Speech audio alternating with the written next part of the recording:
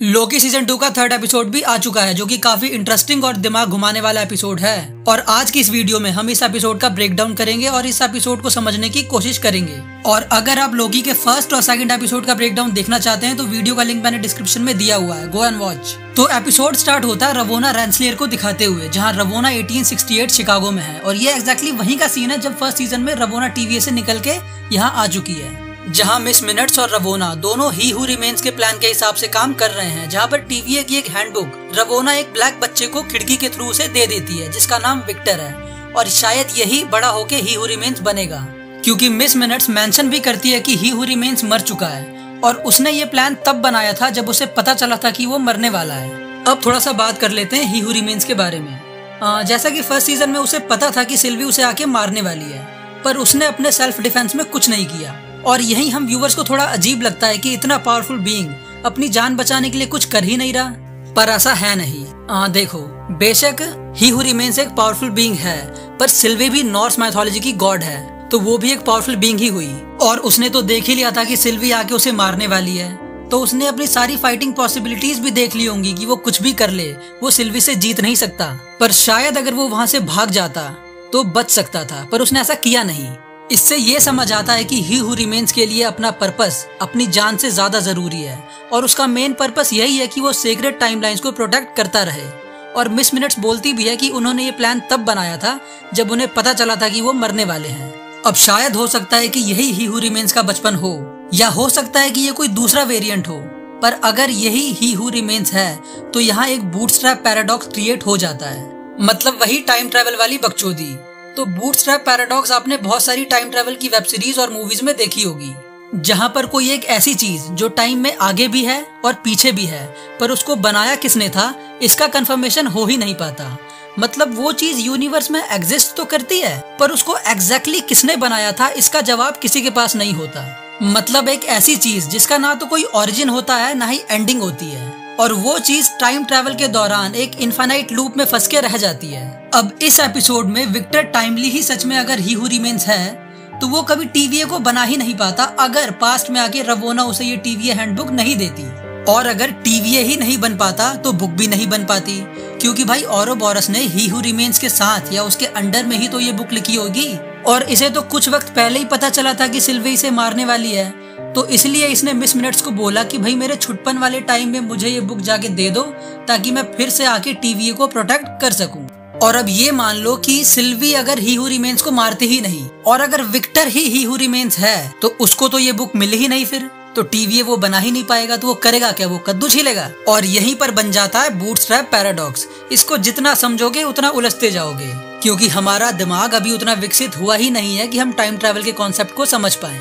देखो यार, time travel वाली मूवीज या वेब सीरीज में बहुत कंफ्यूजन होता है, और अगर आप थ्योरीज निकालने बैठोगे ना तो थ्योरीज बनती ही जाएगी। अब movies like Interstellar, Dark, Looper, हर कहानी में मेकर्स अपने हिसाब से चीजों को एंड कर देते हैं, पर सेटिस्फाई एंडिंग नहीं हो पाती उन लोगों के लिए जो टाइम ट्रैवल के कॉन्सेप्ट में दिलचस्पी रखते हैं, है ना। लेकिन इस वीडियो के एंड होने तक आपकी बहुत सारी कंफ्यूजन दूर हो जाएगी, बस आप देखते रहो। खैर, फिर हम देखते हैं कि टीवीए में टेम्पोरल लूम थोड़ी देर के लिए तो स्टेबल हो चुका है, पर जनरल डॉक्स के ब्रांचेस प्रून करने के बाद भी और भी नई ब्रांचेस बनने लगी हैं, जिससे कि लूम के फटने का खतरा अभी भी है। और लूम को ठीक करने के लिए वहां तक पहुंचना होगा, क्योंकि ब्लास्ट डोर्स बंद हैं और वो खुलेगा सिर्फ ही हू रिमेन्स या उसके वेरिएंट्स के टेम्पोरल ऑरा से, या तो मिस मिनट्स से। इसलिए रवोना के टेम्पेट को ट्रैक करके लोकी और मोबियस मिस मिनट्स को ढूंढने के लिए 1893 शिकागो में पहुंच जाते हैं। अब यहाँ ध्यान देने वाली बात ये होती है कि जब रवोना 1868 शिकागो में आई थी, तब वो एक सीक्रेट टाइमलाइन थी, पर लोकी और मोबियस यहाँ पे एक ब्रांच टाइमलाइन में आए हैं। और ये ब्रांच टाइमलाइन ठीक उसी वक्त क्रिएट हुई थी जब रवोना रेंसलेयर ने वो बुक विक्टर को दी थी।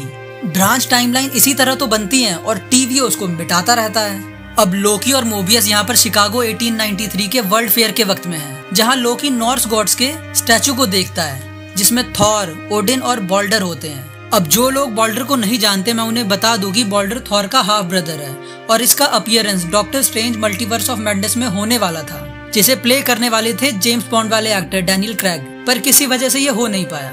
फिर सीन शिफ्ट होता है, जहाँ पर लोकी विक्टर को देख के काफी शॉक्ड हो जाता है और अगर आपको याद हो तो ये एग्जैक्टली वही सीन है जो सीन हमें Ant Man and the Wasp Quantumania के पोस्ट क्रेडिट सीन में देखा था। और यहाँ पर विक्टर टाइमली लोगों के सामने टेम्पोरल लूम का एक प्रोटोटाइप प्रेजेंट करता है। पर यहाँ विक्टर का मेन गोल ये होता है कि वो एक ऐसा टेम्पोरल लूम बनाना चाहता है जिससे कि पूरी दुनिया को उस टेम्पोरल लूम से इलेक्ट्रिसिटी मिल सके। और एक थ्योरी यहाँ भी बनती है कि शायद विक्टर टाइमली ही हू रिमेन्स ना हो, क्योंकि रवोना ने बुक जब विक्टर को दी थी तब वो एक सीक्रेट टाइमलाइन में थी और यहाँ पे विक्टर एक ब्रांच टाइमलाइन में है। और इस ब्रांच टाइमलाइन वाले विक्टर का बिहेवियर किसी इविल पर्सन के जैसा नहीं लगता और इसकी लाइफ का मेन पर्पस भी एक गुड कॉज के लिए है कि ये एक टेम्पोरल लूम बनाना तो चाहता है पर दुनिया को इलेक्ट्रिसिटी देने के लिए। और जिस उम्र में अब ये है इसको तो ही हू रिमेन्स अभी तक बन ही जाना चाहिए था। अगर ये होता तो अब क्या बुढ़ा होके बनेगा ही हू रिमेन्स? और इस हिसाब से हो सकता है कि ये ही हू रिमेन्स ना हो, पर ये सिर्फ एक थ्योरी है। कहीं बाद में आप मेरी ही लेने लगो कि भाई तूने तो वैसे बोला था और ऐसे बोला था। खैर, अब अचानक वहाँ पे सिल्वी भी पहुंच जाती है और एक बार फिर से वही सिचुएशन क्रिएट हो जाती है जैसा हमने फर्स्ट सीजन के लास्ट एपिसोड में देखा था, जहाँ सिल्वी कैंग के वेरिएंट को मारना चाहती है और लोकी फिर से सिल्वी को रोकना चाहता है। और इसी का फायदा उठाते हुए विक्टर वहाँ से निकल के अपने घर चला आता है रवोना और मिस मिनट्स के साथ। और यहाँ पर हम रवोना और विक्टर के बीच में एक मूवमेंट बनता देखते हैं जो कि फ्यूचर रेफरेंस हो सकता है, जैसा हमने फर्स्ट एपिसोड में देखा था जहाँ हमने एक रिकॉर्डिंग भी सुनी थी जहाँ पर कैंग का ही कोई वेरिएंट रवोना की तारीफ कर रहा था। और यहाँ साफ पता चलता है कि मिस मिनट्स को इन दोनों की नजदीकियों से जेलस फील हो रहा है। फिर ये तीनों जब शिप में होते हैं और विक्टर को पता चलता है कि ये बुक रवोना ने ही उसे बचपन में दी थी, और जब रवोना ये बोलती है कि इस पार्टनरशिप से मुझे काफी उम्मीद है, तब विक्टर उसे पानी में फेंक देता है क्योंकि विक्टर को पार्टनरशिप पसंद नहीं है। अब इसके पीछे रीजन क्या है कि ये सभी हैं तो कैंग के अंश ही। बेशक सभी वेरिएंट्स की सोच अलग हो, उनकी आइडियोलॉजी अलग हो, सबका काम करने का तरीका अलग हो, पर हैं तो ये सब एक ही। और इनकी एक आदत सारे कैंग में देखी गई है कि ये पार्टनरशिप में काम नहीं करते हैं, और करते भी हैं तो कुछ टाइम बाद उसे मार देते हैं। ये कॉमिक में भी ऐसा ही है साले, अपने वेरिएंट्स को ही मार देते हैं। ये अपने ही वेरिएंट्स को पार्टनर नहीं बनाना चाहते तो किसी और को क्या ही बनाएंगे। तो ऐसा है इनका तो। खैर, फिर हम मिस मिनट्स के एक अलग ही बिहेवियर को देखते हैं जिसमें मिस मिनट्स बोलती है कि आपने मुझे सब कुछ दिया जो मुझे चाहिए था, पर आपने मुझे एक फिजिकल बॉडी नहीं दी। इनडायरेक्टली वो ये कहना चाहती है कि शी लव्स हिम, पर विक्टर को ये काफी क्रीपी लगता है, इसीलिए वो टेम्पर्ड से मिस मिनट्स को ऑफ कर देता है। फिर इसके तुरंत बाद वहाँ रवोना टाइम स्टिक के एक ओल्डर वर्जन के साथ वहाँ पहुँच जाती है और वहाँ लोकी और मोबियस भी आ जाते हैं। और थोड़ी ही देर बाद फिर से सिल्वी की एक धमाकेदार एंट्री होती है, लेकिन अब वो विक्टर को नहीं मारती क्योंकि आगे जाके वो क्या बनेगा क्या नहीं इसका कुछ नहीं पता। लेकिन इस वक्त विक्टर एक अच्छा इंसान है और वो किसी मासूम को बेवजह नहीं मार सकती, और वो विक्टर को जाने देती है। फिर लोकी और मोबियस उसे टीवी में वापस ले भी जाते हैं। इसके बाद सिल्वी और रवोना आमने सामने होते हैं।